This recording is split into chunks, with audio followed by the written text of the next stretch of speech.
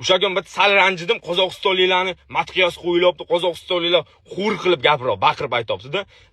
Shuni o'zini bolasi chiqibdi, Qozog'istondan kelgan 2000 ta odam borki, bilet qancha bo'lsa ham sotib olib kiribdi.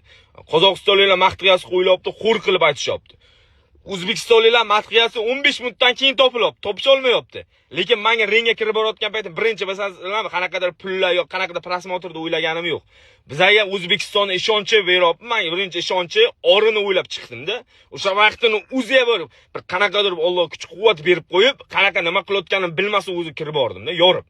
Shuning uchun men birinchi mujiklar, birinchi sportsmenni psixologiyasi, trenovkasi bu motivatsiya. O'zbekiston ko'rgan payt hali siz yutasiz, hali gap bo'lishi mumkin emas degan gapi bu katta narsa deb o'ylayman. Shuning uchun O'zbekiston, inshaalloh sizlar duo qilinglar, onaxonni duo qilinglar. Men sizlarga isbotlab ko'rsataman, xudo xolasa bu narsani.